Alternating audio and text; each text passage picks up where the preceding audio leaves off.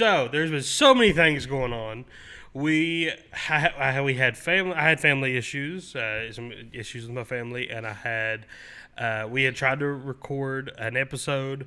The audio got corrupted, so Yeah, we're not just a bunch of lazy folks that forgot to film. yeah, we were for the first week, but after that, we tried to get on the ball, and we had so many things happen one right after another.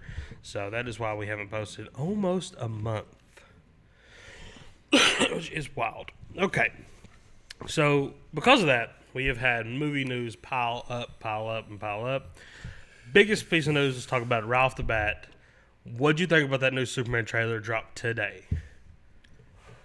I think it proves everything I've been saying about the Superman movie. I will say, after seeing the Superman trailer today, I have such a higher hope for this movie.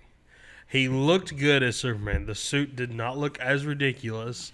I still think the Fortress of Solitude looks dumb. That we get to see, he's going to actually go up against somebody who's actually going to match his power with the Lex Luthor robots or whatever. Awesome. We got to see more Lex Luthor. And I was so iffy about, I think his name's Nicholas Hoyt, playing Lex Luthor. I was so skeptical about that when we was first casted. I think he's perfect. After seeing the more trailers, the more images, everything more I see about him, I think he is going to be a perfect Lex Luthor. I don't think he's going to be better than Kevin Spacey. I think he's the best Lex Luthor. But other than that, I think he's going to be great. What do you think about this trailer? Oh, yeah, I think it's great. Shows a lot more characters, villains, and how they'll be interacting with Superman. And basically, like how Superman Dawn of Justice was, they're going to keep trying to hold him in accordance with the law. Yeah. I think that's awesome because that is a big thing with Superman. Like, it was in Batman vs. Superman, stuff like that. They're trying to keep him kind of grounded when he's not. He doesn't really answer to anybody.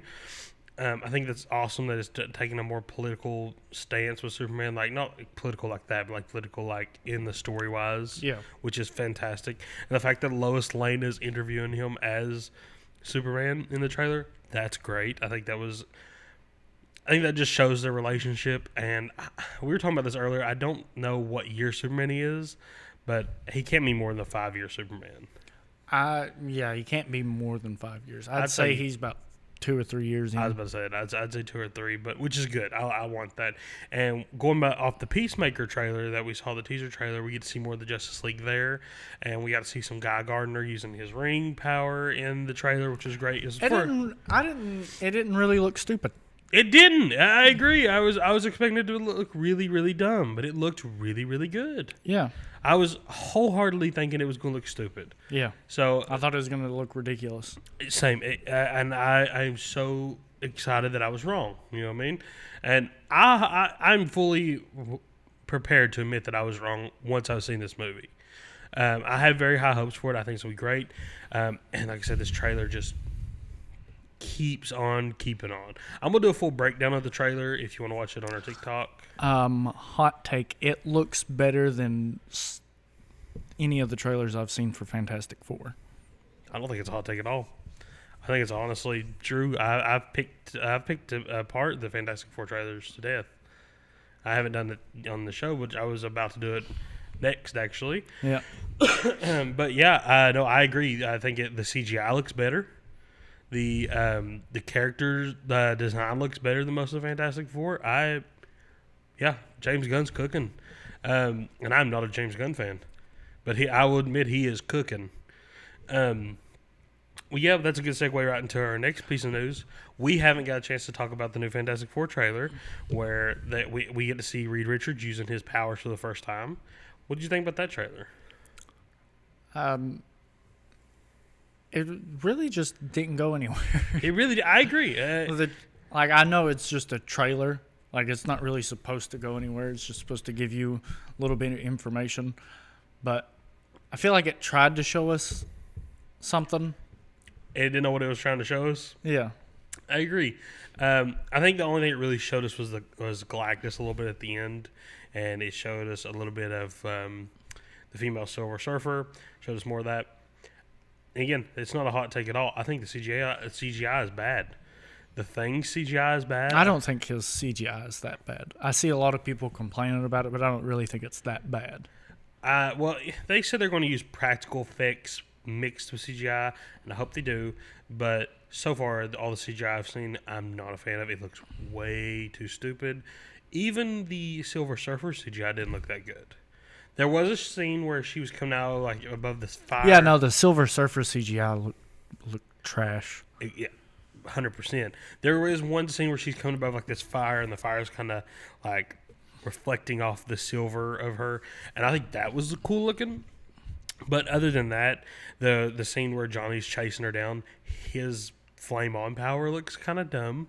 Again, that might be a hot take too, but it does look kind of dumb. Mixed with her CGI, looks dumb. Again, but I'm hoping this is just for the trailer. The movie is probably going to do better, and I've been the one who's glazing the Fantastic Four. Like I've been all over Fantastic Four. I love it. I think the Superman movie's going to do better. I still think Fantastic Four movie's going to do better, but I'm not afraid to point out. Wait, how far are their release dates? I think within a week of each other. Okay. I know they're both July, Yeah, they're both in July. so they at least minimum 3 weeks of each other. Yeah. But I think they're within this either the same week or a week apart. Which if they do the same week, that's just dumb. Yeah, because that would just be too much competition between the two of them. Because not everybody goes to the movies more than once every 2 weeks. Right, we go like every week. Yeah. But there's also going to be a lot of competition anyway in July because you got that. You have Fantastic Four, you got Superman, and you have Jurassic Park, which Jurassic Park arguably has a big, just as big fan base as these two.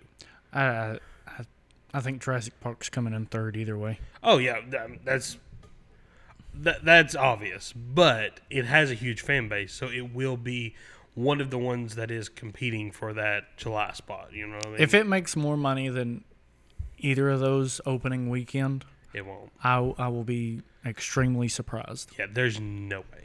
There's no way. Because they're restarting a trilogy that did not really restarting a trilogy. They're starting a new trilogy off of one that did not end so good. I agree. Dominion was trash, dude. Before that comes out in July, we're going to be reviewing all 6 of those movies. If that's cool with you. Yeah, that's fine. I figured we'd do that. I figured we're going to do that. We were going to try to do that with Mission Impossible. There's just too many of those.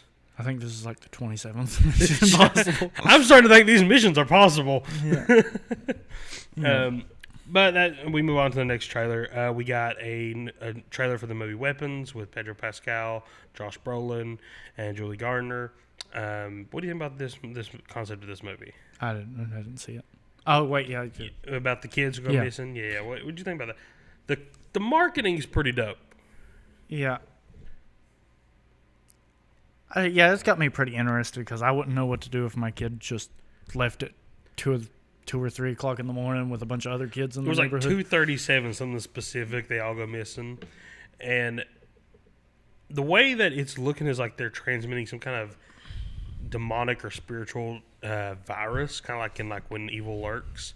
So I'm kind of excited to see how that's going to go. And Pedro Pascal and Josh Brolin in the same movie, I'm for it. I don't care what it is, I'm for it. Next trailer we have would be the 28 Years Later trailer. We got a new updated trailer for that. I'm getting more and more hyped for this movie.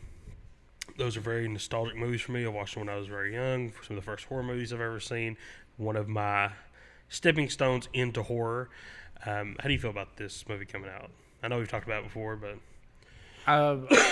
not really the new trailer. The first trailer got me hyped about it. Right? I don't really care too much for the new trailer. Just the boots thing is like, okay. Right? Boots. It's very creepy. Yeah. It's very, very creepy audio. You've never seen the first 2, have you? Okay, so we'll be reviewing those 2 when that comes out. That comes out right around my birthday. So, happy birthday to me. Pretty stoked to be watching that. And Aaron Taylor Johnson, I'll love him. I'll watch anything with him in it. And we also got a trailer for Jordan Peele's new movie. Now, full disclosure, I am a huge, huge Jordan Peele fan. I was not a fan of Nope. I'm not an Alien movie fan. I just never have been. Zach Krager, he's the one behind Weapons, ain't he? Yes. Yeah. Whitest Boys You Know. Yeah.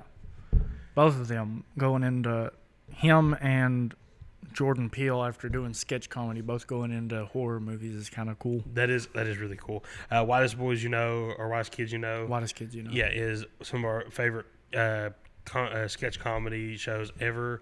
And he is behind Weapons. He was behind one of the movies we reviewed previously, Companions. Yeah. So, or Companion or whatever it was. So I'm really hyped to see him too, because it looks like these comedic actors are putting out some banger horror movies. Anyway, I'm a huge Jordan Peele fan. I was not a fan of Nope. I don't like Aliens, but Get Out and Us was some of my absolute favorite horror media to ever come out. Us specifically, I actually went to the theaters and watched that like 3 times. Like, that was a really good movie. And this one called Him is like we saw this football movie with Marlon Wayans. He will be portraying a very serious tone role, which is different for him. So I'm kind of interested to see how he's going to tackle that. I love Marlon Wayans, but the whole football, you have to sell your soul to be a famous football player. I think that's really cool. Like, I think this movie's really going to resonate with me because my family is big into sports and football and all that. So I'm really going to like to see where this goes. The sportiest brother you had is a coal miner. Now he is, but yeah. And so he didn't sell his soul. He did not sell his soul. No. Did you watch Bad Thoughts yet? No. The Tom Segura show. So I binged it. Oh, wait. Yeah, I watched it. Okay. What do you think? So when I wrote this down, this is how behind we are. When I wrote this down, this is when it was announced. And now we're actually going to be able to review it. Just not really review it, but just tell me what you think. Like, give me some minor thoughts. What did you think about that? It was really weird. A lot of the concepts was. It was very weird. It was either very weird or very funny. Exactly. Which did you have a favorite sketch you did? It was probably the VR. The aliens? No. I mean, yeah, there's all one big sketch connected, but the first one where they is in the office and he was trying to reprogram everything. And he's like, yeah, that's really funny. Mine personally is probably the first one. I like the Hitman sketch really well. He craps all over himself, and he's like, I'll give you a blowjob every morning. Just the one that creeped me out the most, I would say, was probably the vestigial twin. Oh, dude, yeah, that was so weird. Yeah, like I almost didn't finish that one. Like, it was nasty. He did not finish. He did not.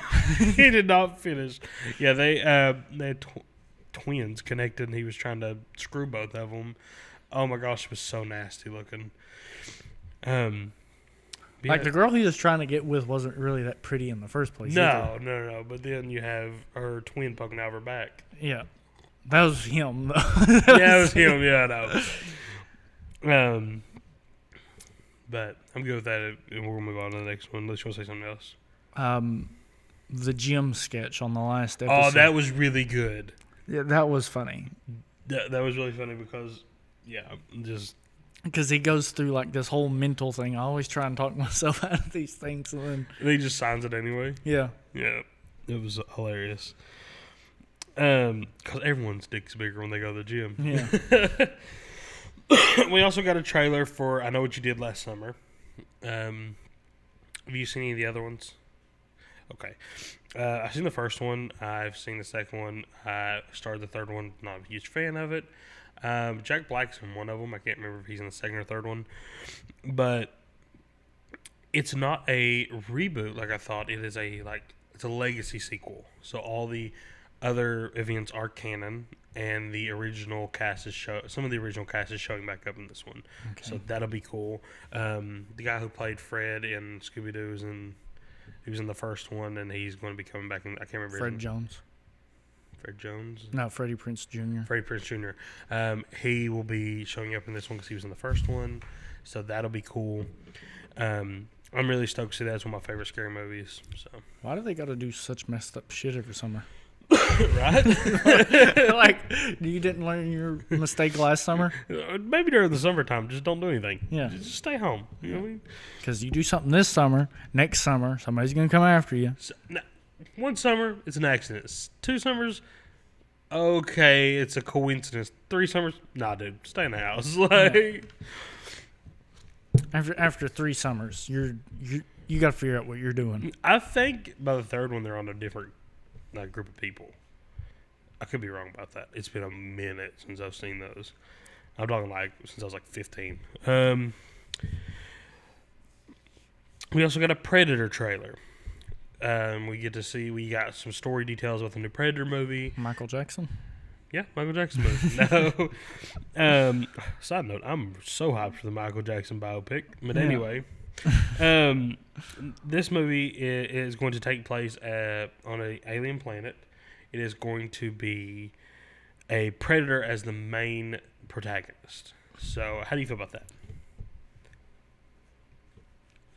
I feel like a predator's been kind of the main protagonist in the Alien versus Predator movies. Yeah, well, I think everyone wants it to be a what's it called? I think everyone wants him to be a protagonist anyway. Yeah. Everyone watches this movie for the Predator. They don't watch it for the human counterpart. Yeah, because they replace him every movie. Yeah, and there's a huge tie into the Alien franchise. Like, I know that they've already tied in with Aliens before, but there's a Weyland-Yutani android shown in the trailer, which is a huge connection to the Weyland-Yutani androids in Alien. So that's cool. And we also get to see, in the trailer, we get to see a wall of their trophies, and we get different skeletons of different Alien movies that are owned by the same studio. I want an in-depth explanation on what happened to Arnold Schwarzenegger. I agree, because all we get is an explanation in the video game, right? Yeah. Said he got cancer or something like that. Yeah, I would like to. It was cancer from the explosion, wasn't it? Yeah. Due to the blast? Yeah. So I would like, because, I mean... It's like a high-level radiation or something gave him cancer. Yes. In my opinion, that's the best Predator movie, was the first one. It's hard to beat the first one. But I'll be rewatching those, and we'll rewatch them and we'll review them when this one comes out, but it'll probably be a year or so. Do you want to say anything else about the Predator trailer? No, but while we're on the topic of legacy sequels and stuff, I seen something talking about how the Mark Hamill and what's his name, Sebastian Stan, look so much alike that they should just go ahead and recast Sebastian Stan as Luke Skywalker. As like a middle-aged Luke Skywalker? Yeah. I wouldn't be opposed to it. Because they look very, very similar. They do. If you see a young picture of a young Mark Hamill and Sebastian Stan now, they do look very similar. Yeah, but I watched an interview with Sebastian Stan. He said he didn't want to take it while Mark Hamill is still being Luke Skywalker. Understandable.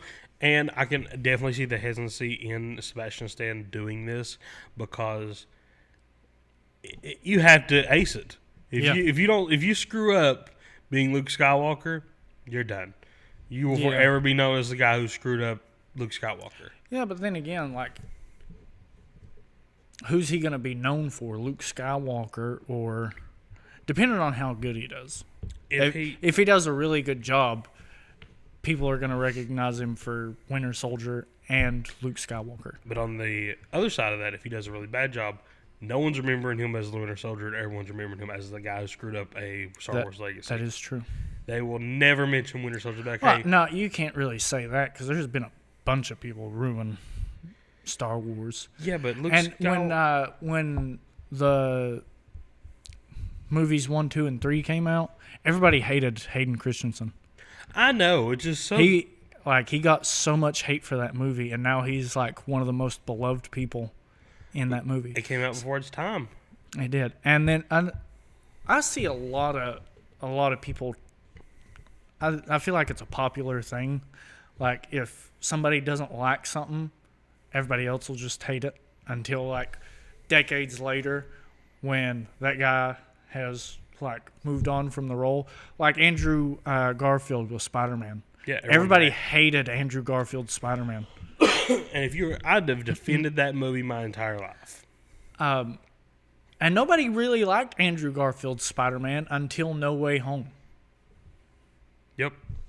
I agree. It's a popular thing to do, is to hate on things what resonates with this generation may not resonate, or what doesn't resonate with this generation will resonate with the next generation. Yeah. You know what I mean? Everyone's different, so maybe it's just a different time. Like you say, it came out before its time. I think because these was the first Star Wars project since the 70s. Right. Like the 1, 2, and 3. Right. That's probably why people hated it. Probably. Which I understand hating the first one. Episode 1. It wasn't that good. I'm not a fan of Episode 1 at all.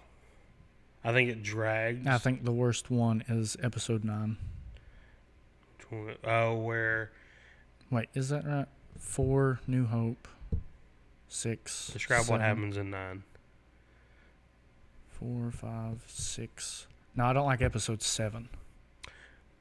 I agree. Where they just train the entire movie on that island, and they don't really do any training. No, it's the first one of the new trilogy.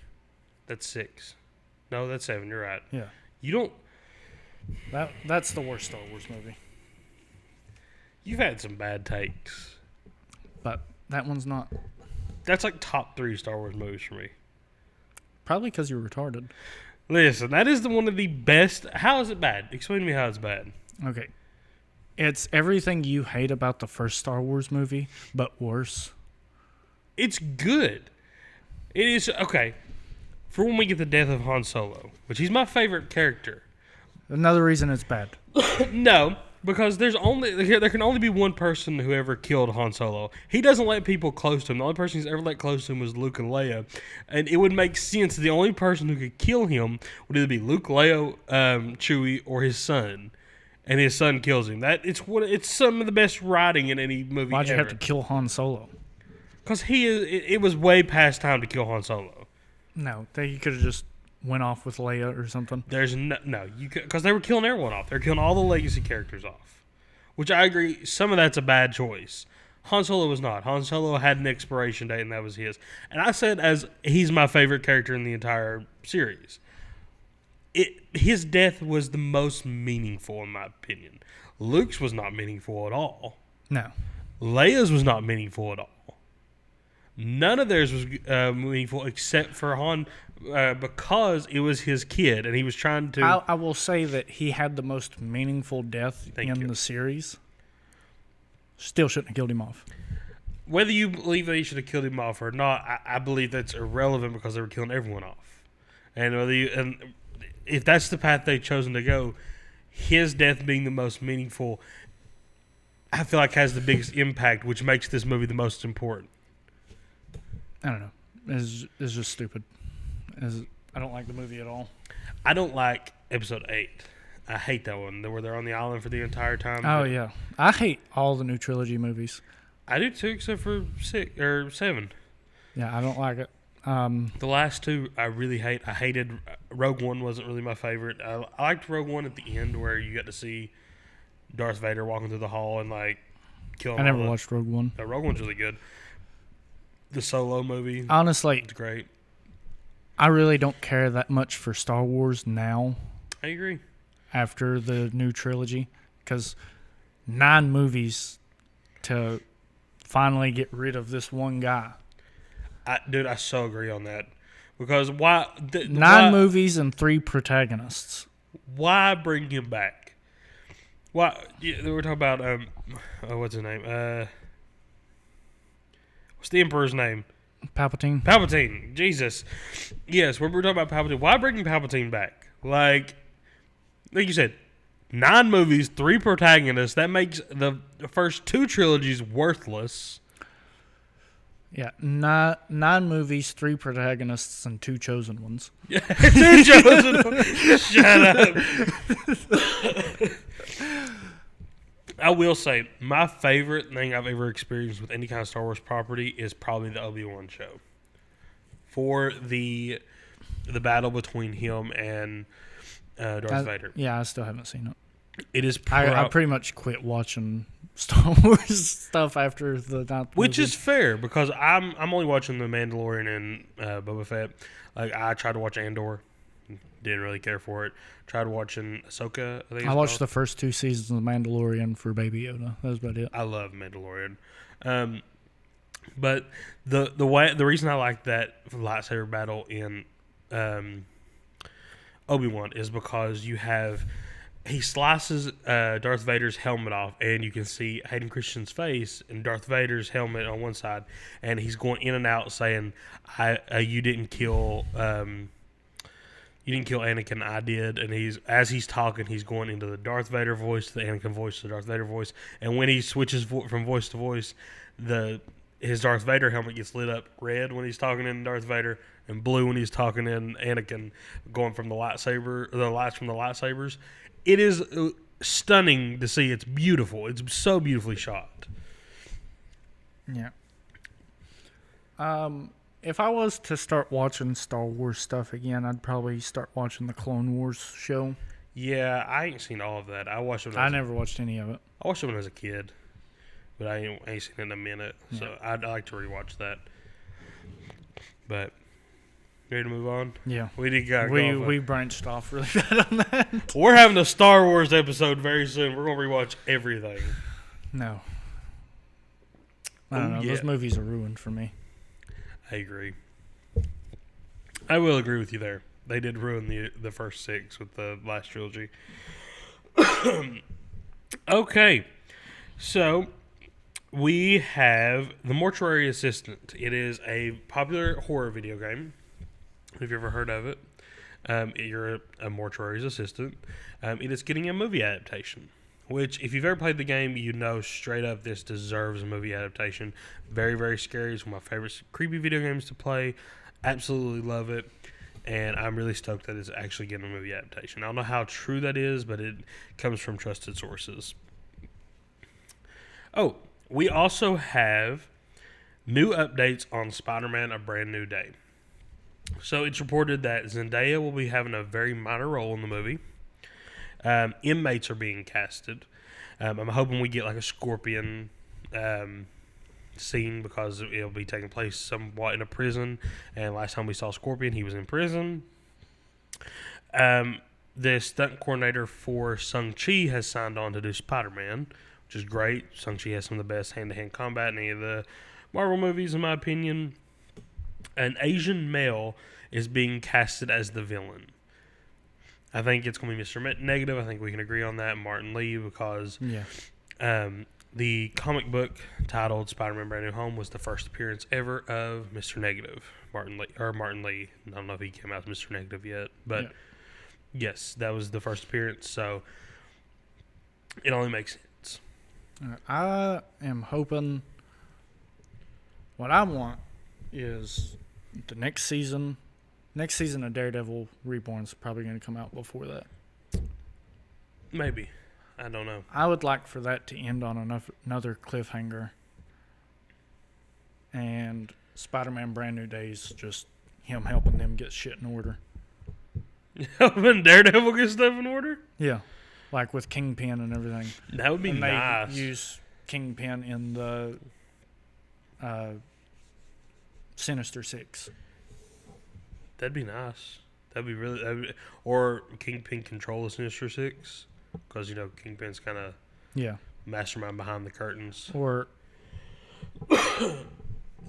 basically, the Sinister Six comes into power because Kingpin gets taken down, something like that. No, I like that idea. But I seen something that said Vision Quest is going to be the last series to tie in with the movies. Vision Quest? Yeah. It's a movie all about Vision. I know that. Is it a movie or a show? Show. I have not heard of it. Supposed to be the last show to tie into the movies. Oh. Dope. I didn't hear about that. Which, I guess, I don't know how I feel about that because I kind of want Daredevil and the Punisher to show up in some movies. I agree. But then again, I guess you don't really need their stories to put them in movies. That is true, too. You really don't. But there's a lot of shows like Falcon and the Winter Soldier. You almost need to watch those to watch the new Captain America and the new Avengers. And Thunderbolts, yeah. Well, no Avengers, yeah. I agree with all that. Also, there's a Fantastic Four comic book coming out on July the 2nd. It will tie directly into the show. But here's the kicker for me. The cover of the comic book is the exact cover of The original? The original first ever Fantastic Four cover, but it's been modernized. They got their modern suits they'll have in the movie. The villain's been a little touched up. Didn't they use the original suit design for the movie? They did, but it's kind of been touched up a little bit. Yeah, because the thing was in shorts originally, wasn't he? Maybe. I think he was in shorts. I don't think he had a shirt on. Yeah, I think he was just in shorts. Yeah. So I think you're right on that. But yeah, they just modernized it a little bit, which is, I think, all right. I'm really excited to get that because I feel like that comic book will later become a collectible. Yeah. So I'm definitely excited for that. We have the new A24 movie coming out. It's called The Smashing Machine. It's about The Rock. He is playing the UFC fighter or boxer Mark Kerr. Yeah.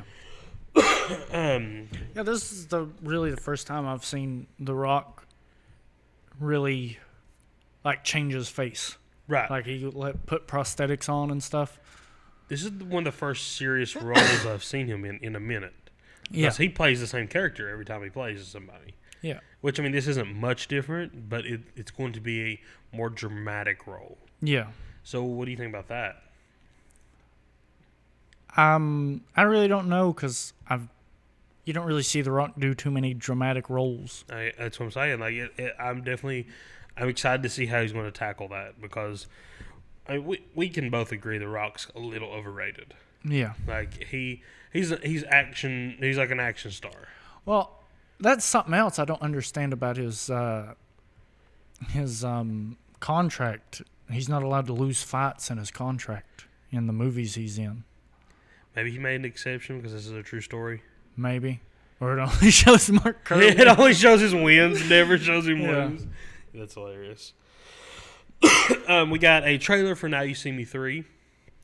Have you seen the other two? Yeah. Okay, so what do you think about these movies? Do you like them? Yeah, they're all right.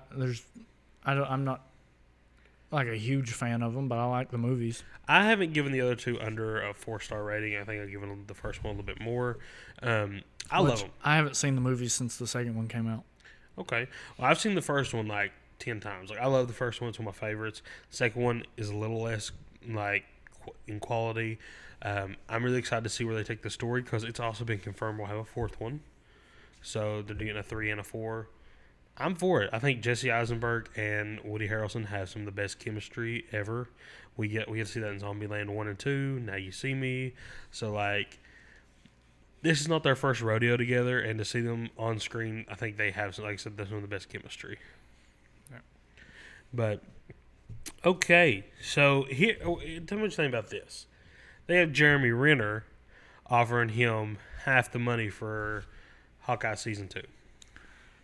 Yeah, it's some of the stupidest stuff I've ever heard of. I agree.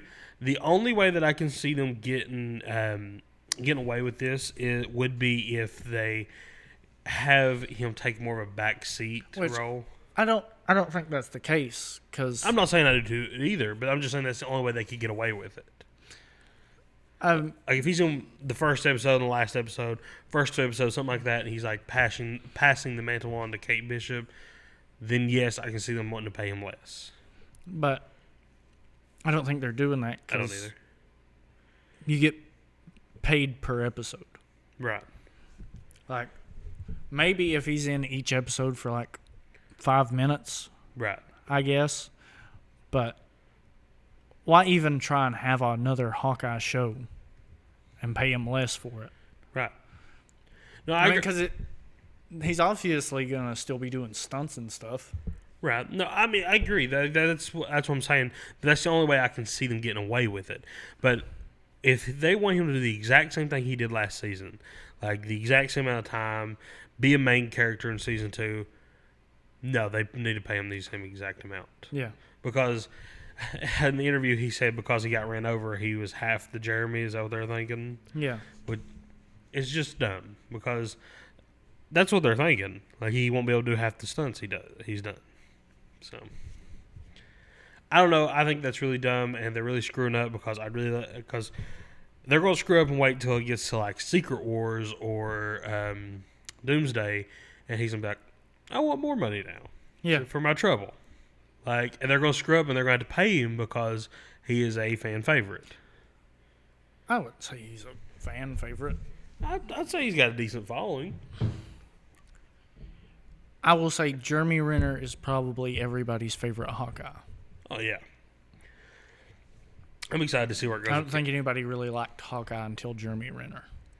I agree. The only time that I can even really remember reading Hawkeye in the comics, I mean, of course he was like in the Avengers comics, stuff like that, but the only time where I actually enjoyed reading him in the comics, he was a side character in Old Man Logan. I enjoyed reading him in that, but he's nothing like he was in what he is now. So that's the only time I enjoyed reading him in the comics when I was younger. We also have Ryan Reynolds is writing a Deadpool and X-Men movie. What do you think about that?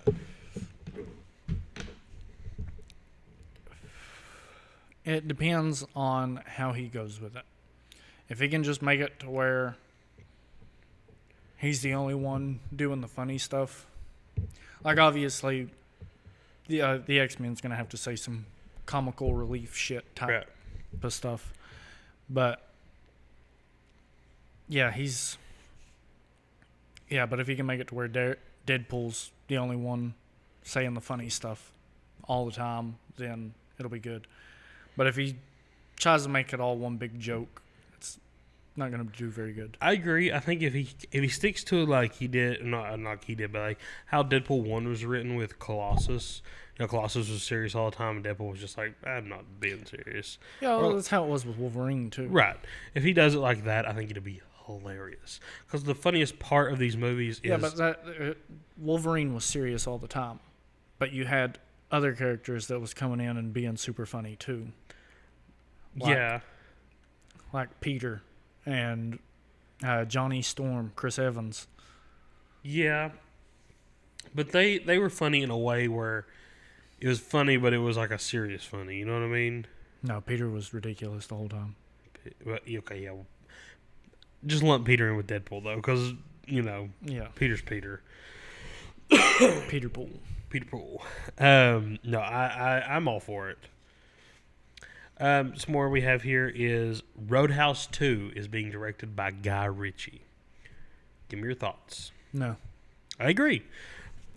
Guy Ritchie is one of my favorite directors. He's directed some of the best movies I've ever seen. The Gentleman is one of them. The Gentleman, I've seen it multiple times. My problem with Guy Ritchie is different from your problem. Your problem with Guy Ritchie, I know, is he does a lot of backwards storytelling. Yeah. Every time he introduces a new character, he does an entire backstory on him. Yeah, and it takes up like 30 minutes in the movie, and then it flashes back to when you meet him. You're like, wait a minute. Yeah. No, I agree. He does a lot of backwards storytelling. I know that's why you probably don't like this idea. No, another reason I don't like this idea is why not just make this movie something else?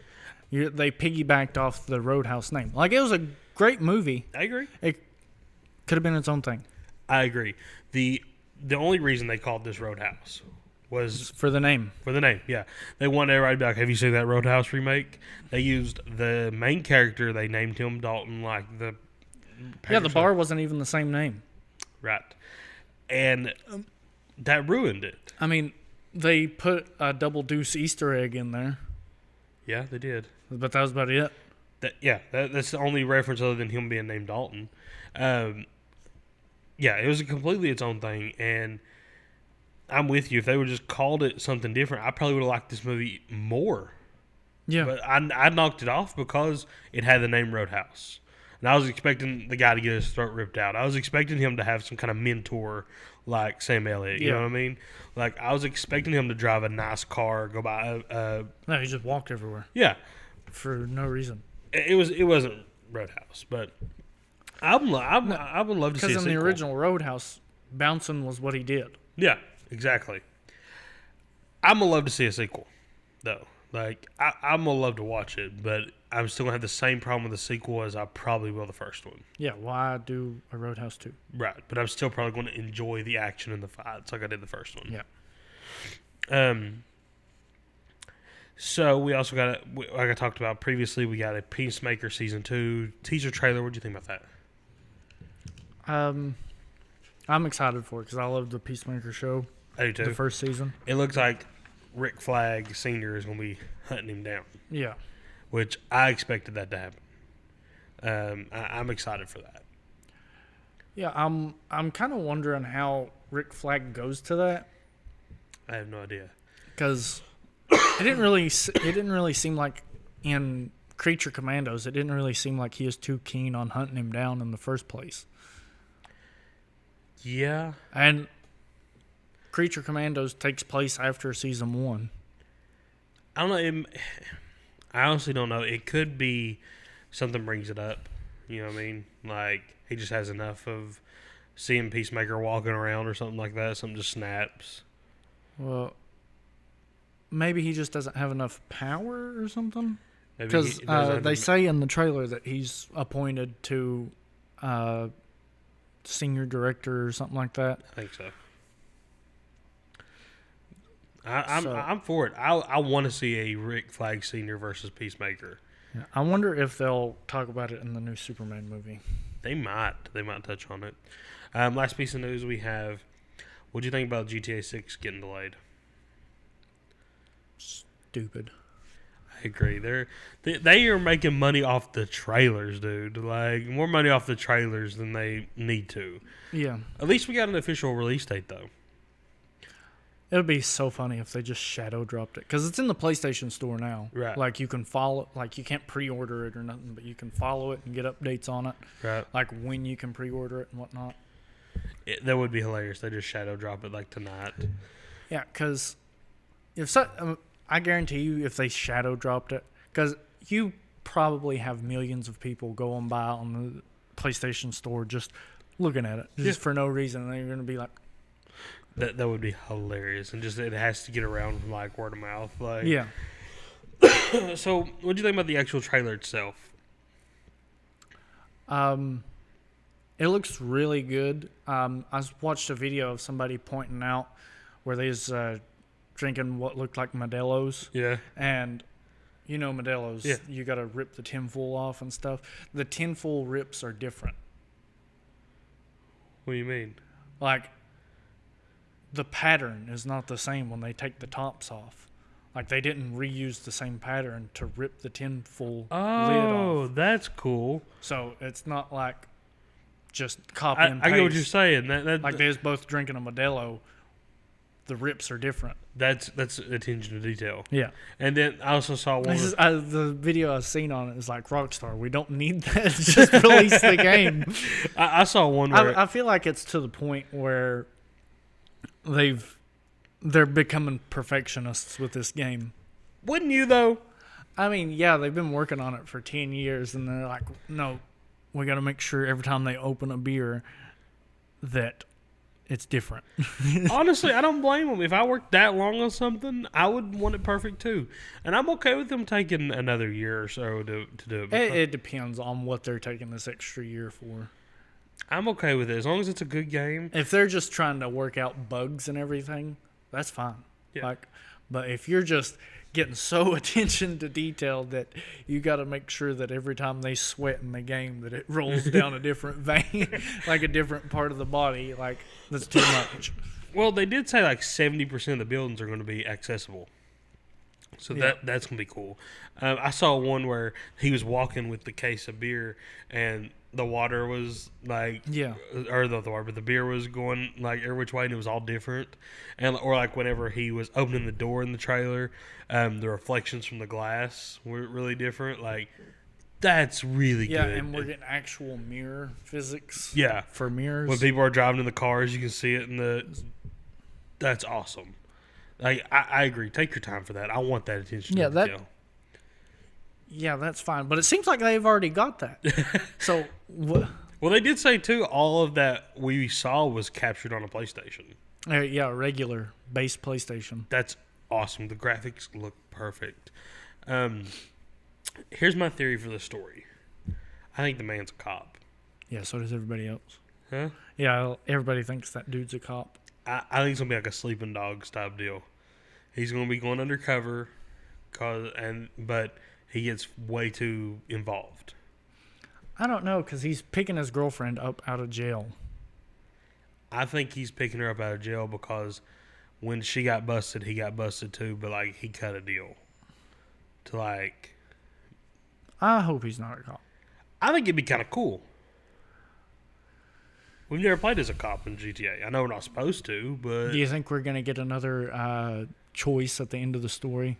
probably it's probably gonna be kill Jason, kill Lucy, I think her name is, Yeah. or Death Wish again. You can say both of them. Yeah. Because I don't see them. You have to kill one of them because once you finish the game, Well, you can always go back and do side missions.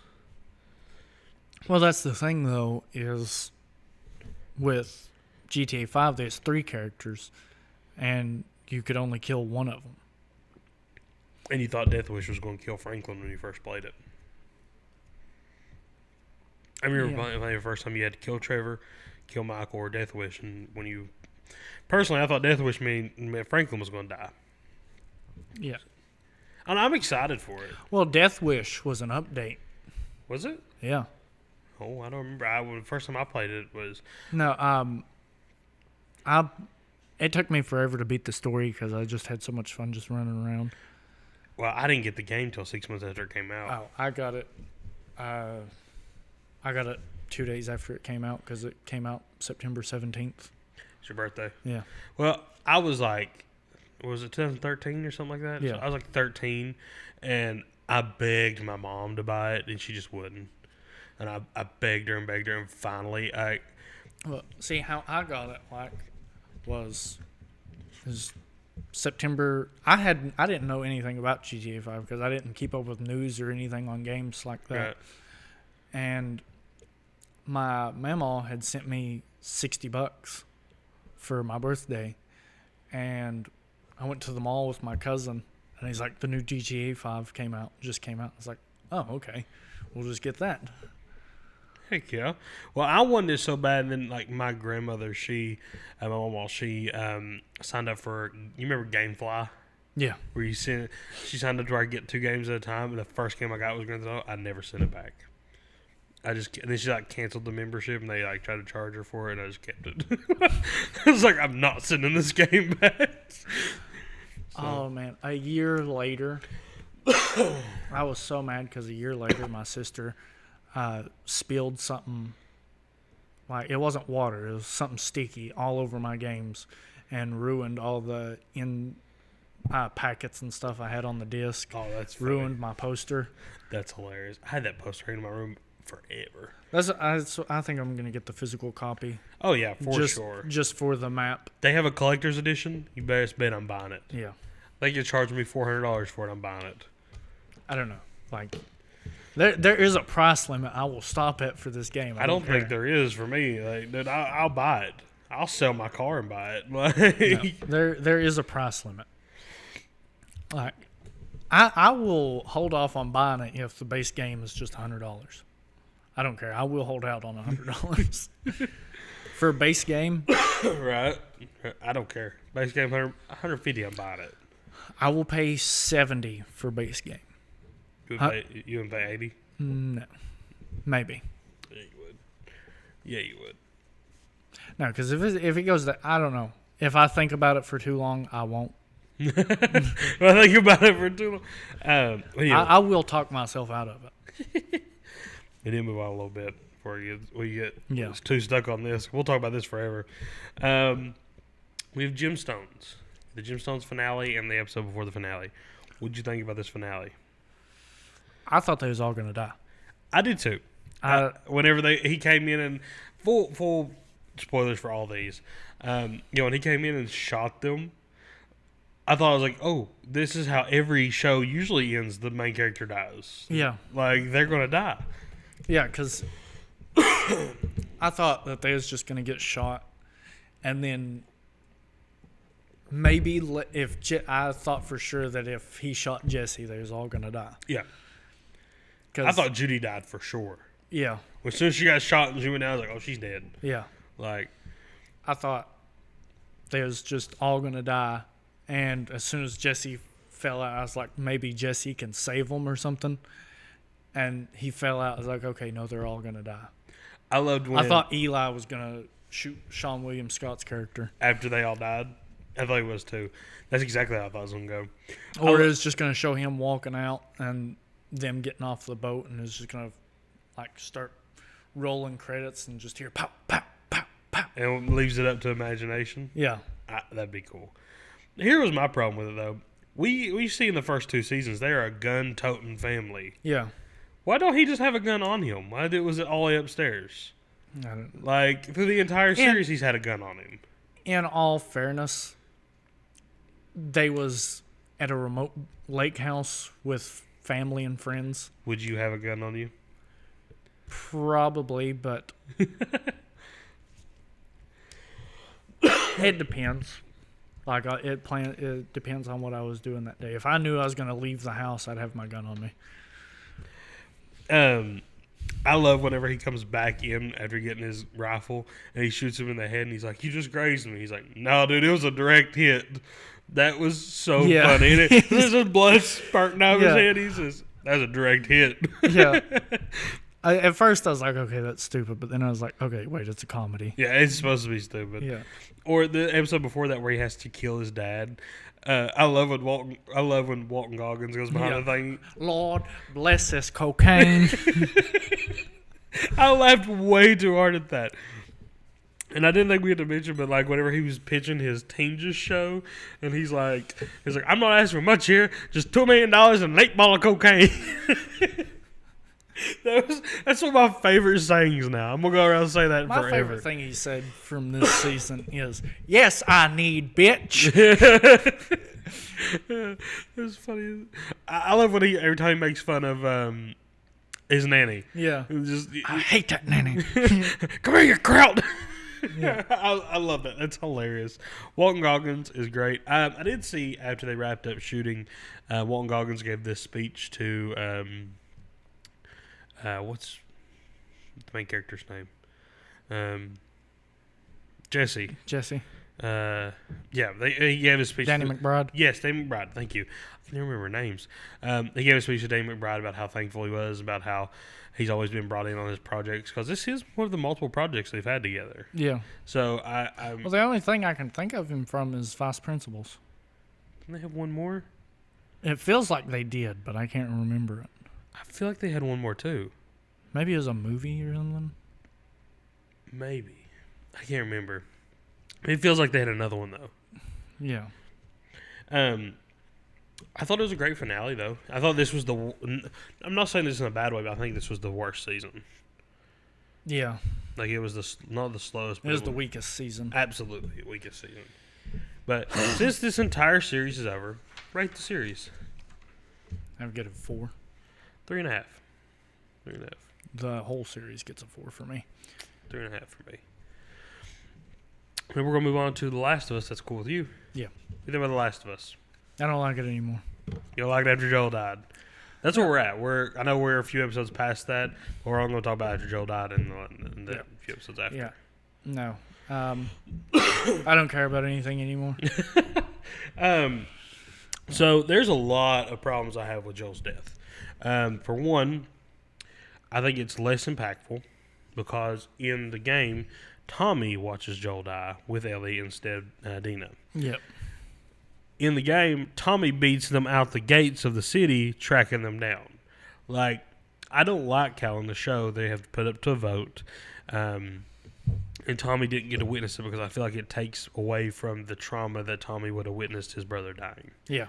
So I really have a huge problem with that because it's one of the biggest elements of the story in the game. So Personally, I don't like that. Yeah, I don't like that Joel's dead. like the best character in the show is dead. Like I agree. The only reason I'm still watching this show is because we're reviewing it. Well, if it gets a season 3, I'm out on it. it will get a season 3. Sorry. Well, you guys find another podcast because I'm not watching it. Well, also, I don't know. Something's gonna have to happen for it to save this show for me. I think you'll like it by the end. I think you'll get more invested. The only problem again that I have too is it's not revealed her motive for killing Joel, which is a huge difference. Like in the game, a group just kills Joel because they recognize his name, and the mystery of that is then later revealed about halfway through the game. I think that is a huge point in the game. Because you want to know why because they have you playing as the bad guys. They have you playing as Abby. And you're wanting to know why they just tracked Joel down, why they just killed him. And it takes away that suspense directly the first episode of this season. Yeah, I will say had it just happened out of nowhere, I would have... Like, had I found out later on, I could be okay, that's understandable. Right. But the fact that I knew that he was going to do it, like, I don't care he killed your daddy. Don't you touch him. Don't you touch my boy, all right? Don't touch him. So your daddy deserved it, all right? Your daddy needed killed. Like, yeah.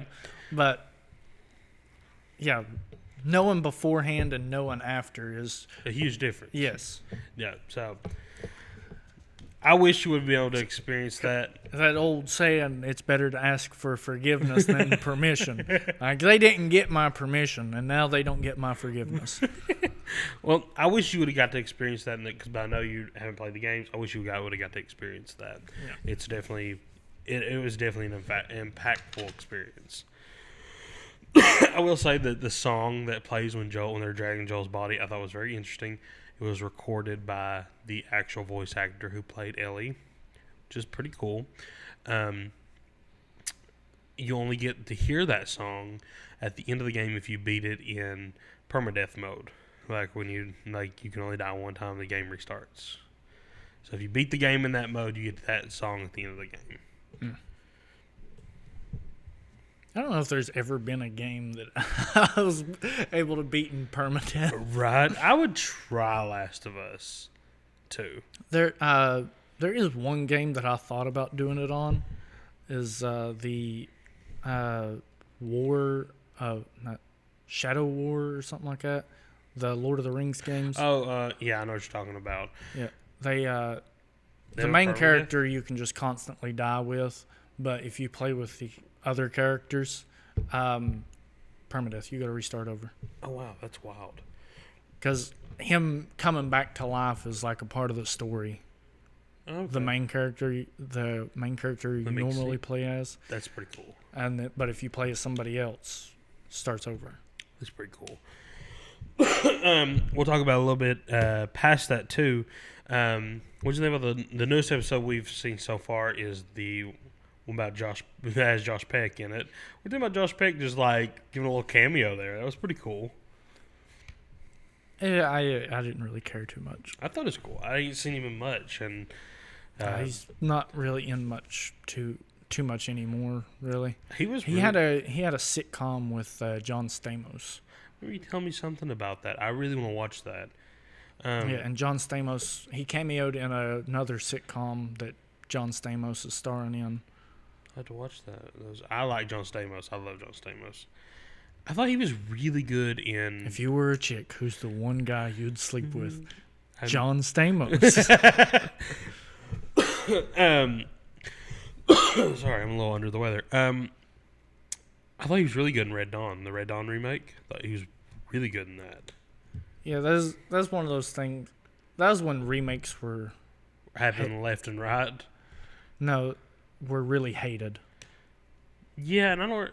It didn't deserve hate. It was really good. It was good. Well, it was good as the first one, but it was good. Yeah. He was also in a horror movie called ATM. It's a really good horror movie. Yeah. But moving on from that one, we're getting into our first movie. This one's one you recommended, The Illusionist. Rate The Illusionist. Rate it. I think I gave it a 4. Same. I give it a 4 out of 5. Great movie. The performance by Edward Norton, fantastic. I love this movie. I love his performance. I love the story and just how it's told, how everything unfolds. Just is. I think it's almost perfect. It's almost a perfect movie. The only problem I have with it is I feel like some scenes drag a little too long. But that's not a bad thing. Like a lot of older movies like that, when they're trying to fill a runtime, they do seem to drag a little bit. He was nominated for 2 Oscars. I thought that was great. I didn't expect Aaron Taylor Johnson to be playing a younger version of Edward Norton. That's pretty dope. I love him as well. So what do you think about this movie? I watched this movie a long time ago. It was really good. Mm-hmm.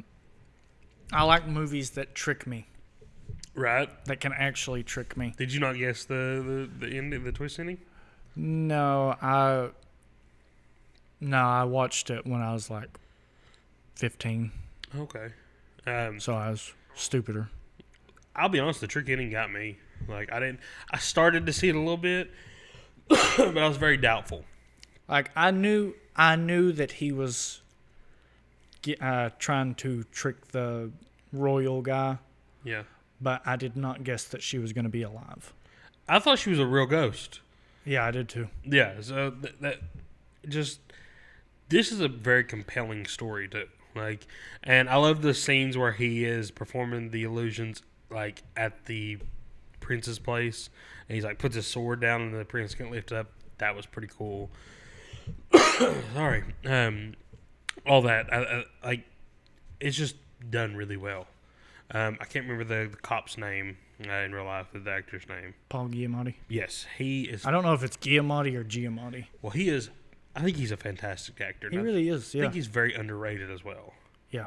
Like, he's not talked about enough, and this role is one of those ones where it's just like he was really good.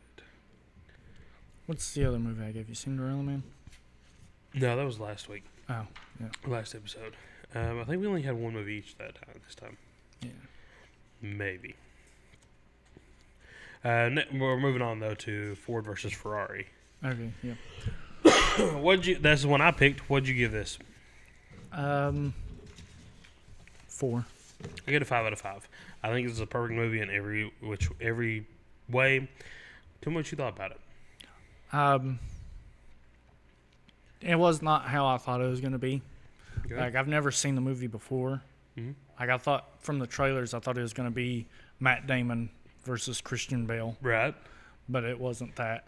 It really pissed me off that they made him slow down and then they stripped him, like, on a technicality. I can't stand technicalities like that. Right. Like in the first Harry Potter movie, like Gryffindor wins on A technicality? Not really a technicality, on last minute points just because Dumbledore wanted them to win. Yeah, just 'cause like that's stupid. I agree. It's one of the only problems I have with that movie. Yeah. But yeah, they slowed him down. Like, I know it's based on a true story, but I still hated that. I mean, yeah, they had to stick to the the true events. Like, I was fuming. So Christian Bale, Matt Damon, John Bernthal's in this. John Bernthal I thought he's underrated in this film as well. I thought he was great. This movie won 2 Oscars. Here's the true story of Miles.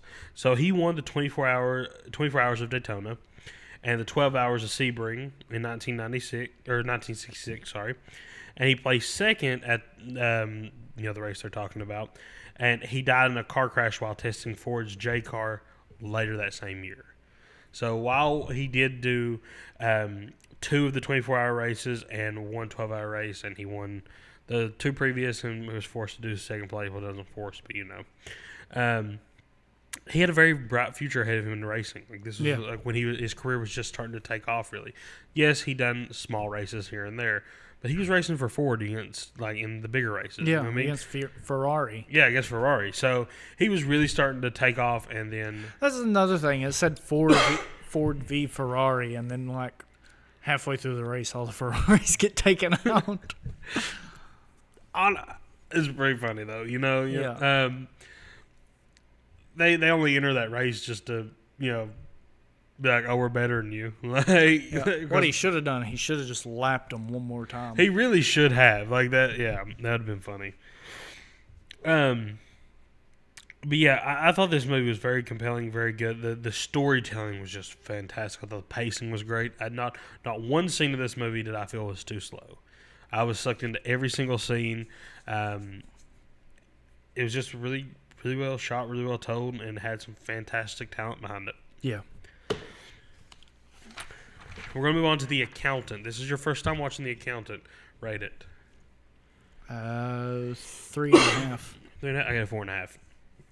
So I know the sequel. We are trying to watch the sequel. Like I said, we've been swamped with so many things. I know the sequel. The trailer ruined it for you. That you now know that John Bernthal and him were brothers. But you weren't supposed to know that through the whole movie. Yeah, I kind of got that halfway through the movie. Yeah. What'd you think about this movie? I don't know. It's just weird. Seeing Ben Affleck as an autistic person was weird. I don't know. It just doesn't seem like a normal autistic person. But again, he's not, I guess. I guess normal autistic people don't have trailers full of guns and money. Right. And millions of dollars worth of comic books. I thought the performance by Ben Affleck was really great. I thought the reveal that John Bernthal was his brother at the end was awesome. I feel like if I hadn't seen trailer 2, I still could have caught on. Probably. I started to catch on like my first time watching that they knew each other. I didn't think they were brothers. I thought they had some kind of history though. I probably would have been thrown off when they shot at each other on the street. Right. But then again, they didn't really get a good look at each other. Nope. I have a lot of so this is like my third or fourth time watching this film. I really enjoyed it. J.K. Simmons is great in this role. I love how he brought that agent. Turns out he's just a big doofus. Right, he's a big dummy. He brought that agent in, and the reason he brought her in was because he needed somebody who had like a rocky past, who was kind of not like a rule follower, so he could hand her off into working with him as well. Yeah, which is pretty cool. I thought that was a really cool like part of the story. The action was great. The actual like storytelling aspect of it, where he was trying to find the discrepancies and the like the payrolls and stuff were fantastic. The female lead, I can't remember her name, she was fantastic. Just his awkward interactions with her because he is autistic and she didn't really know that. Yeah, that was really cool as well. But I'm done with this if you are. Yeah. Oh shoot. Okay. So these are heavy hitters that I've been dying to review. So, Sinners. Rate Sinners for me. I'll go ahead and give it a 5 out of 5. I know I gave it. Really? Yeah, I know I gave it. Last time we tried to film it, I gave it a 4.5 or something like that. But I feel like I wouldn't go out of my way to buy merchandise for this. But if you saw it there, you'd buy it. If there was a good deal on it. Okay, I'll accept that. Like I'd buy a T-shirt or something. I'll accept that because if I was into Funko Pops, maybe. Oh, I'd definitely buy a Funko Pop. A 5 out of 5 is what I gave it as well. Now, when we got out of the theater, I said a 4.5. But when I was doing my solo review on TikTok, I realized there's nothing I didn't like about this film.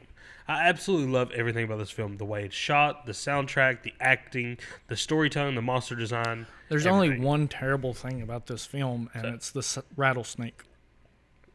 I agree. There's a scene where they kill a rattlesnake, and the CGI of the rattlesnake is complete ass. Like It is so bad. horrendous. Like, it's awful. I remember in the theater you said that too. Yeah. He's like, that was bad CGI. I felt like the movie was so good that maybe the director is just like, let me smear a little shit on there. They get me too perfect now. That's exactly what it was. Now it's got character. Well, I've said this time and time again. After or before you play, if you play two roles in a movie, I mean, that takes talent, especially if the roles are two drastically different personalities, like Stack and Smoke. Yeah. Like you have one who's kind of not really law abiding, but one who's kind of does stuff the right, well, not really right way, but like with more of an agenda. And then you have one who's kind of like go with the flow. You know what I mean? Like, and it's very. I like how like it shows that they're opposite because of the color of their clothes. Yeah. Like one is very blue with the blue cap, the blue tie. One is red, arguably the opposite of blue, which is red tie, red hat. Yeah. You know, that is so cool that you get that distinction. Like it's a very visual distinction that you can pick up on anywhere, which I like that. Here's some statistics for the movie before we move on. 45 million opening weekend. That is fantastic. And then it had the smallest drop on the second weekend of the movie opening ever for an R-rated film. I figured it would have went up. Yeah, but I think maybe if we're going by weekends here, I think people may have caught it throughout the week. yeah, like we did. Yeah. It has the biggest opening weekend for an original film since 2019. Which is exactly what we've been saying with everything needs. But Ryan Coogler basically just combined Django with Dusk Till Dawn. Absolutely, that's exactly what it is. But it's pretty good. They're just trying to stay in the bar until dawn. Yeah, pretty perfect though. And then they have to come to a big fight before dawn. One of the best scenes in this movie, and it was funny in the theater because he's playing on stage and it starts to zoom out and it shows all the different. Oh yeah, I died because you can't just bring a funk man out of nowhere. It shows all the different aspects of the culture of that kind of music, like the music, the hip hop, the rap, all that. It shows as it's backing out. It shows different artists doing different types of music from that culture. And You mean the black culture? Yeah. You can just say black I culture. mean, I wasn't trying to avoid the word black. I was just saying. Just say black, Brian. It's not the N word. I'm not trying to not say black. You're being racist by avoiding the word Fine. black. Okay, I'm sorry. From the black culture, I guess. It zooms out and it shows all this different styles. And when I tell you laughed so hard in this theater, you're the only one laughing. You can't just throw a funk man out of nowhere. Like, it didn't warn me that they didn't start talking about how he is transcending music until after the funk man showed up. You got to warn me about these things. Everyone in the theater is just oohing and awing at how beautiful this scene is shot, and you are dying laughing in the theater. This is a funk man dressed like Sub-Zero. I mean, yeah, I started laughing because you were laughing. I was like, dude, this is not the time, not the place to be laughing right now. I thought everybody thought it was funny because the dude was dressed like Sub-Zero, getting funky. Getting funky. I thought it was a beautiful scene though. It was so beautiful. Also, we do have to talk about the creature design real quick. Now, at the end of the movie, they're out of the bar. They're fighting in the water, and there's a scene where he's fighting Remy, whatever his name is. Yeah.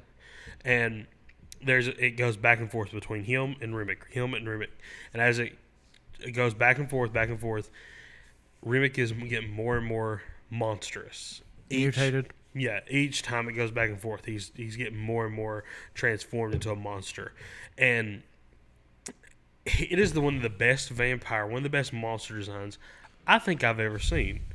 Like, it is perfect. It's everything I want out of a vampire movie. Yeah. But The only thing that I can see that I hate about this movie, beside, and I don't even hate it, it's more of a note that I would have liked to have seen just because I'm nitpicking a little bit, besides the snake, is they have very distinctive weapons. You see Smoke is carrying pistols. And pistols, and then Stack has big knife. yeah, I would have liked to have seen them fighting vampires side by side, because in spoilers, forgot to put that. This movie's been out for a minute. Yeah, Stack has a knife that he has, and I would have liked to have seen them fighting vampires side by side. But you see, Stack is one of the first ones to be turned to a vampire. Yeah.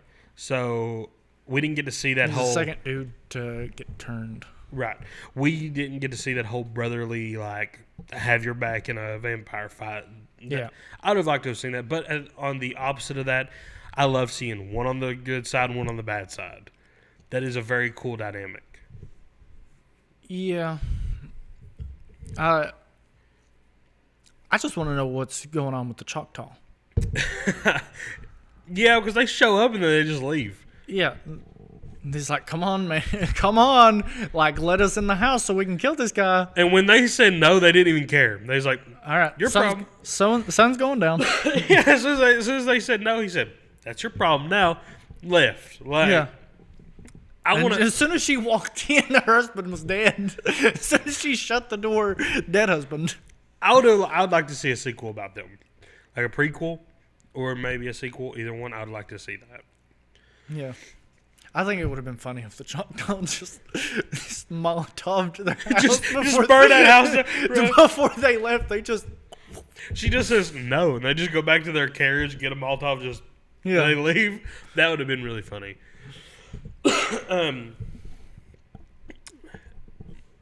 What? Okay, so that lady letting them in. What do you think about that? Oh, yeah, shot in the head. Yeah. As soon as I knew if that was what she was trying to do, dead. There's a scene where, okay, so I love that they are using the trope that vampires cannot come in unless they're invited. Yeah. That's a very, very classic trope. I love that. I'm glad they're using that. Did it use the mirror trope? No, it didn't. I don't think it did. I don't know. It may have, like, very subtly, but I didn't notice it. I'm definitely going to rewatch it, so we'll see. So I think it did at the end with at the very end when they go to that bar. Yeah. I think so. I'll rewatch it and we'll talk about it. But she's trying to tell them that they can come in, and they're trying to hold her mouth shut so she can't say it. The second I knew that's what she was doing, yeah, pulled my gun out, shot her, been done with it. Like, I'm not putting everyone at risk just because she's an idiot. You know what I mean? Something else. Like, usually when I've like one of the only things I've seen that vampire trope on was True Blood, and the owner of the house had to give invitation. Okay, that makes a little more sense. Yeah. Have you seen all the funny real videos where it's like, if I was in Sinners? Yeah. Those are killing me, dude. Like, Yeah. He just sat in the door like, oh, you bet you wish you can come in. Like, Yeah. No. Yeah, because I think if it was the owner, they wouldn't have got in. no. The owner was Smoke, wasn't it? Smoke. But then again, if that was the case, Stack could have let him in. Yeah, but he's a vampire. I don't think it applies to him. Yeah. I don't know why the only reason I'm comparing it to True Blood is because they use similar tropes. Right. On True Blood, they can resent the invitation at any time. Oh, can they? Yeah. That's cool. But then again, vampires, if they look you in the eye, they can... Mind control. Yeah. What'd you think about the ending where he's killing a bunch of Klans members?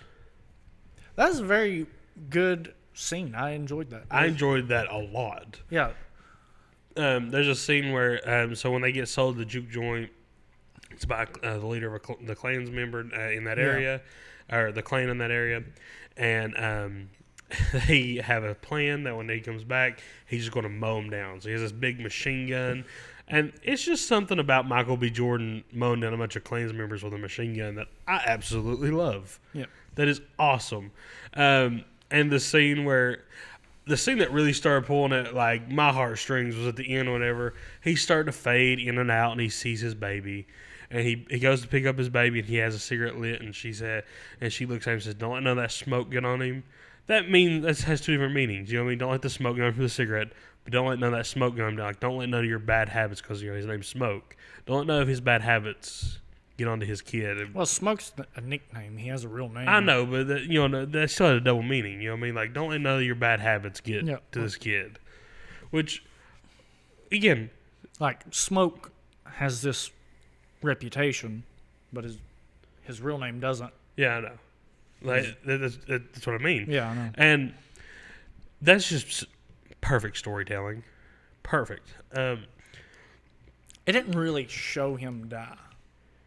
Yeah, I know. You said that. Like, it did, but it didn't. I don't think they'll bring him back, but They could. if they want to, they can. What'd you think about the post-credit scene? That was interesting. Because I didn't think they lived. I didn't either. I thought they died. Yeah. But I guess they left before all that happened? Yeah, because Smoke let him live and told him not to bother him. Yeah, at the end, so you got the Smoke and the Stack fight, and right before he's about to put a stake through his brother's heart, it cuts. You assume he killed him, but he didn't. He let him go. Him and Haley Steinfeld's character. See, when it cut like that, I thought for sure that both the brothers was going to come after him as a vampire. Oh, yeah? That would have been interesting. Yeah, I thought they was both going to come at him. That would have been very interesting. I like how he let him go because it advances like 80 years in the future or whatever.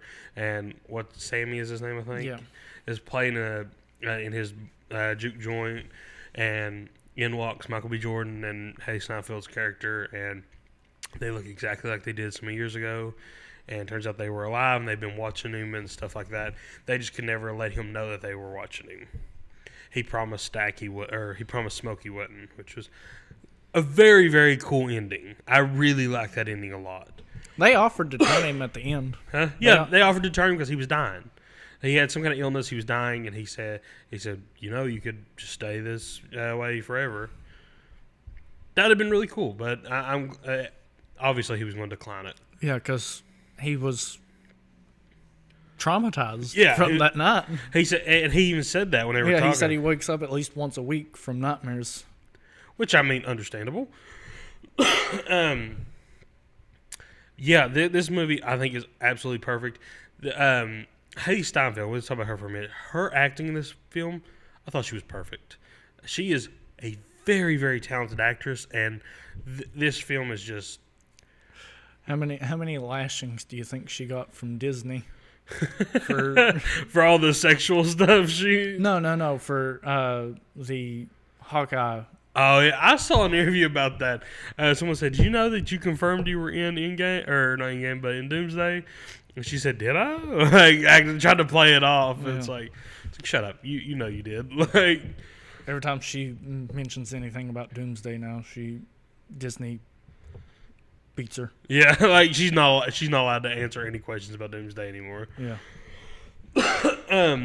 But her chemistry with Michael B. Jordan is really good, and that's because even off screen they seem to be getting along really well. Like, even on like the red carpets, we've seen them like playful with each other, it's just really cool. Like, to have good chemistry on and off screen to have chemistry off screen makes chemistry on screen. That makes sense. I think this film will go down as a classic. In 10, 20, yeah, for sure. In 10, 20 years, when people are talking about classic movies, Sinners will be up there to be mentioned. Yeah. Because it's an original movie. It's an original movie, and it was just good. It was so good. But anything else you want to say about this film? No, I'm good. Moving on to the newest Marvel movie, The Thunderbolts. Rate Thunderbolts. I give it a 3.8. 3.5. So, give me your thoughts. It was better than Captain America, the new one. I agree. And I really like that new Captain America. I did too. I didn't hate it. I have it ranked, I think, right now in my top 10 of 2025 is number 8, maybe.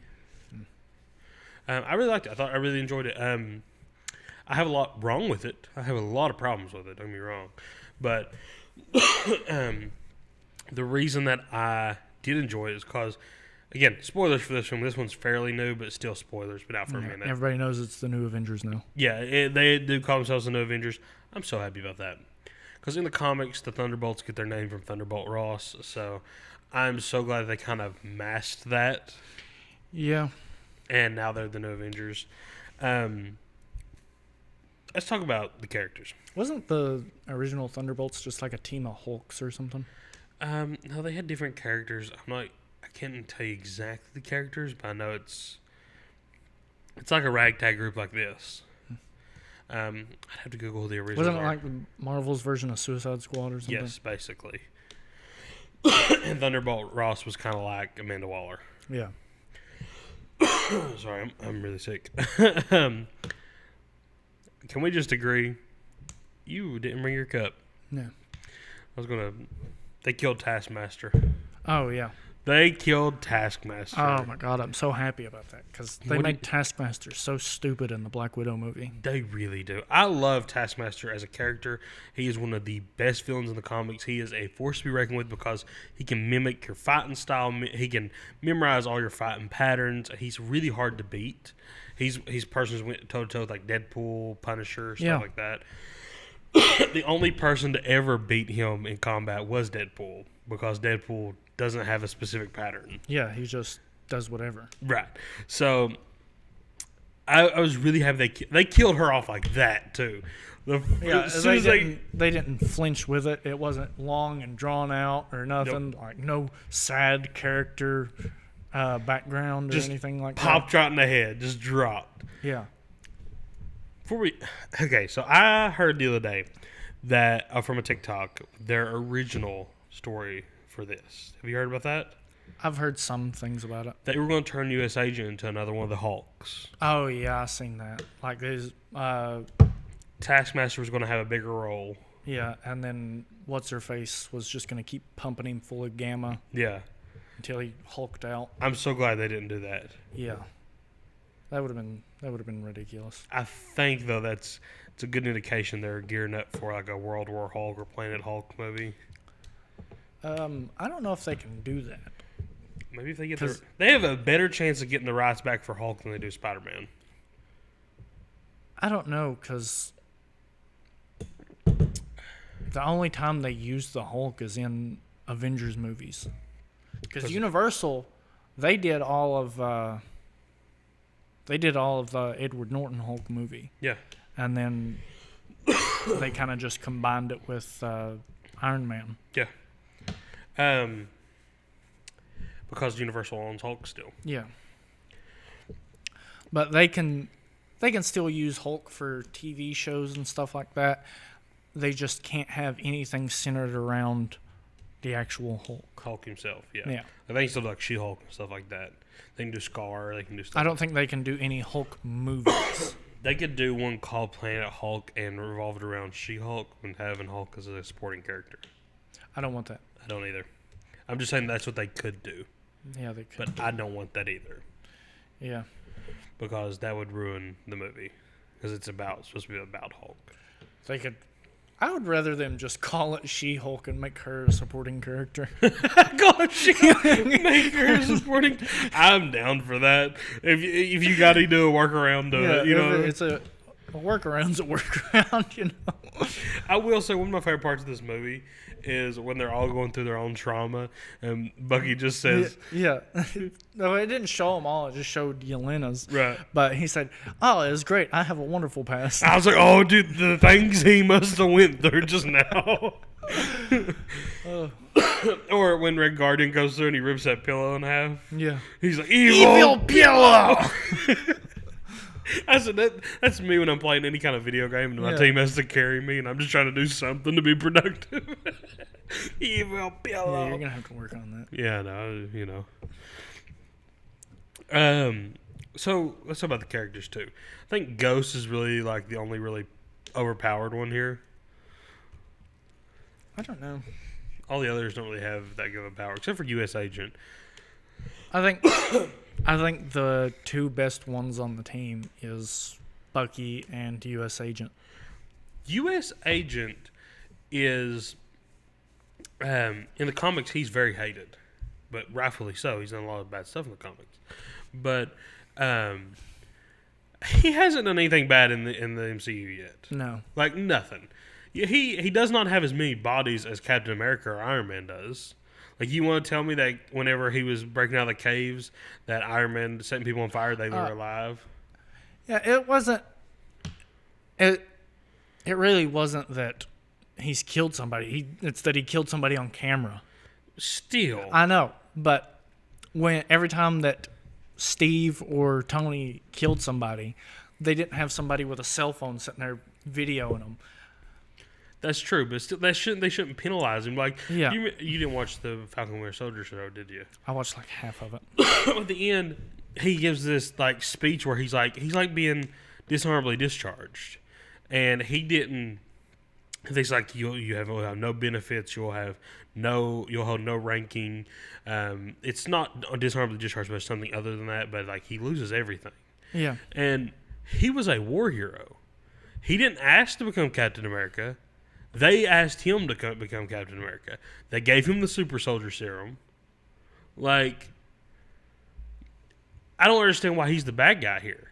He killed a bad guy. Like, I get it. He beat his face. I think that's a reference to how quickly you get thrown under the bus in politics. That's very true. That is very true. What do you think about them being the new Avengers? I don't like that.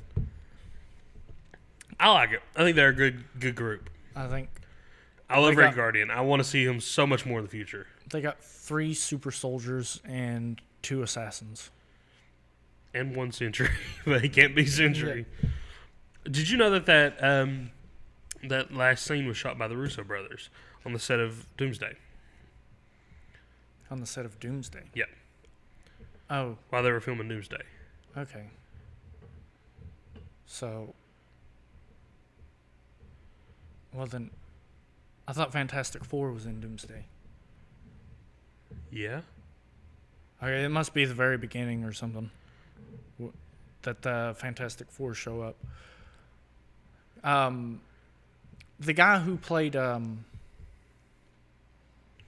Nightcrawler, I was watching an interview and he said that he has a fight scene with Pedro Pascal as Nightcrawler. I don't think he should have been telling people that. Yeah, no, I don't think he was either. He's going to get a bunch of lashings. He's going to get in a lot of trouble with that. Those scars that he has are going to be real when Disney gets a hold of him. I love that they have Fantastic Four coming in at the end. Here's my theory. Fantastic Four failed their world. Like I think that's pretty much been the accepted theory online too. That's why they're fleeing to our world. Galactus is going to eat their world. They flee to another dimension. But here's where my theory kind of differs from most people's that I've seen.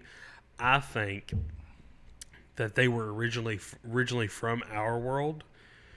They left on a mission to space in the 50s, got sucked into an alternate dimension, got powers, became superheroes, and now they're coming back.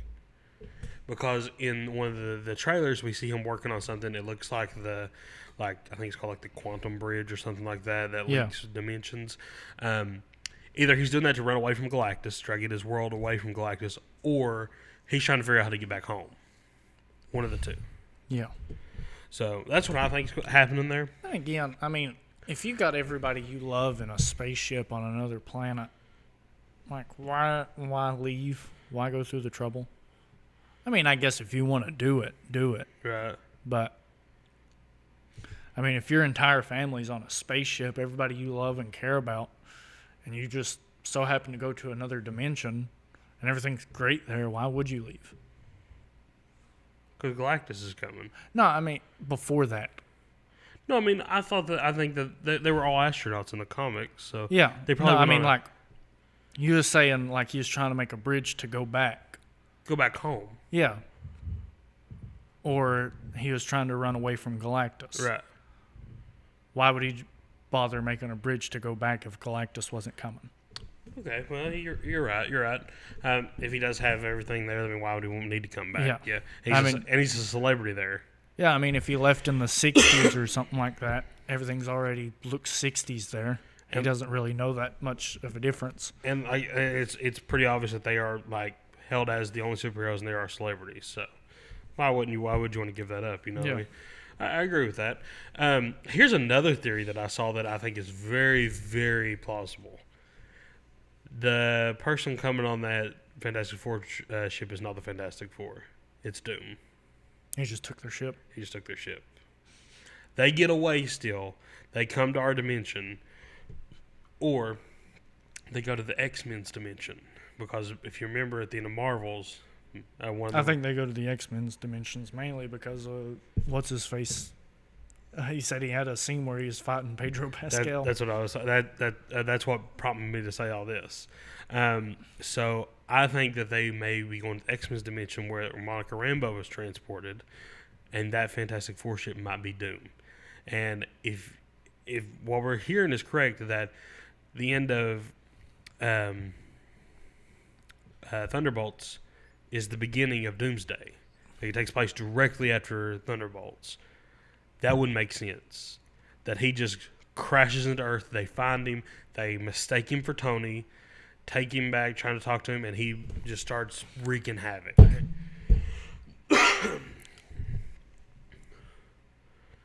I wonder where Daredevil Born Again fits in on this timeline.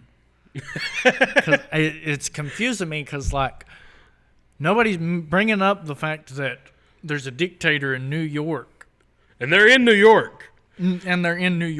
They have bigger fish to fry than the Kingpin. I mean, I will say that the mayor of New York probably does not have jurisdiction of the Avengers, the government-sanctioned group. Yeah, a global defense organization. And they can't be bothered with the Kingpin. Like, they really can. They're defending the Earth. I would say Yelena can. She should probably deal with that. I agree with that. Because that's the type of things. Because she's basically the new Black Widow, and that's the type of things that Black Widow would deal with. I agree with that. Seen her deal with Kingpin. I'd love to see her in Daredevil Born Again season 2. I forgot. They're bringing back Jessica Jones. I know. I saw that. I hate Jessica Jones. That was like the worst show. Why not bring back Iron Fist or Luke Cage? One of the two. Yeah. One of the better ones. What do you think about Sam starting a new team? I feel like he's just being a whiny little bitch. He really is. But I know what he's doing. He's going to start the Young Avengers. He's going to get like Kate Bishop, Scar, stuff like that. And they're going to end up being the Young Avengers. They're going to be the New Avengers. And they'll eventually team up. I think he's just being a whiny little bitch, trademarking the name. Right. Why not just team up with Bucky? He was cool with Bucky. Like, even in the Captain America movie. Like, Bucky came to see him and give him that advice, and he was like, thanks, Buck. Like, yeah, like... Why you gotta be a douchebag? Yeah, he's just being a whiny little bitch now. Like, Bucky didn't do nothing to you. He tried to help you. Yeah. They didn't even call themselves the New Avengers. That one, Valentina did. Yeah, like, I love Red Guardian. He's like we're on the Wheaties box. Like, that's hilarious. Yeah. Last thing that I want to talk about, unless you want to talk about anything else. What'd you think about that Sentry? What'd you think about Sentry? I liked him. I thought he was pretty good. That's where my biggest problem with the film is. I like Sentry. I think they've done pretty decently keeping up his comic book origin. That was great. Sorry. But I don't like how they had to talk him down. That is the second superpowered villain that we've had to talk down in 2 movies in a row. It's not really that they had to talk him down. They had to talk him up because he's depressed. But still, they had to be like, oh, he's okay, and give him a big group hug. What? How are you going to go? You're the New Avengers. How are you going to go toe-to-toe with Doom if you have to hug it out with Sentry to get him to calm down? Doom will murder Sentry. I don't know that much about him. Doom will murder Sentry. Okay. And how are you going to be like, You can't give Doom a group hug to settle down when he starts offing people. That's my biggest problem with this. We didn't get to see their Avenger type. You know what I mean? First time we get the Avengers, we see them take an Avenger level threat. Yeah, they didn't really. I mean, Sentry was an Avenger level threat. He was, but they didn't handle it in an Avenger kind of way. They didn't use violence. You can't talk him down. Like, I get that they did that because they were underprepared. I get it, but still. What'd you think about that Sentry fight where he just whooped them all? I thought it was cool. I don't understand why he didn't just drop Red Guardian out of the window. I think he was trying to kill him. Yeah. I liked it. Red Guardian was survived. He's a super soldier. Yeah, that's what I'm saying, though. It's like, why didn't he just drop him? I like that whenever they were doing the whole group fight, they couldn't get the upper hand. I was afraid that they were going to eventually get the upper hand in that fight. Like, I know I just said that's how I wanted them to beat Sentry, but they really can't. Like, not in a one-on-one fight. Like I thought. You're being contradictory, because how do you expect them to beat Sentry? Let me explain. I wanted them to fight him and realize they couldn't beat him in a one-on-one fight or a group fight or whatever, and have to find a special way to take him down, other than a group hug. You know what I mean? It wasn't really a group hug. They had to go through each fight through their past and overcome that so they could be something better. And show him that he could do the same thing. It's not really that they talked him down, like, you're a better person than this. Like, no, they talked him up. I mean, I get what you're saying. Because it's two different people. Right, it's Void and, yeah. Sentry. I get it. But, I don't know. I'm glad that they couldn't just beat him in that fight, but I would have liked to have seen them find a way to defeat him in a fight. But I probably, for the character development, this was the better way. Yeah. I will agree that, because if they had to beat him with violence, he probably wouldn't be on the team. Yeah. He'd probably be locked up right next to Red Hulk or something. Yeah. Which he doesn't need that. If you know anything about Sentry in the comics, he needs to be, he doesn't need to be locked up. Because that would just made him more depressed and more likely to have the Void come back out. Right. So maybe my gripes are just my own gripes. You know what I mean? Yeah. But I thought it was a fantastic movie, and I think it's official that Marvel is back on the right track. I won't say they're back. I mean, they haven't had any losers lately. They haven't had anything. They haven't had any bad movies this year. Right. And they've had great TV show. Well, when you say great, a good TV show, Daredevil. They've had two good movies. The last movie, Deadpool & Wolverine 2, was really good. So I would say they're pretty much on the right track. So, again, the only show that's going to tie in with the movies, though, that you need to watch is going to be Vision Quest. So, next week. At least you want to say something else? Sorry. No, I'm good. Okay, so next week, we are watching Reign of Fire, Caddyshack, Primal Fear, and what's the other one you gave me? Bird on Wire. And we will also be reviewing Final Destination Bloodlines. We go watch that tomorrow. I'm super stoked for that. All right. So, like, comment, and subscribe, and we will see you guys next week. It might be next month. Who knows? Yeah.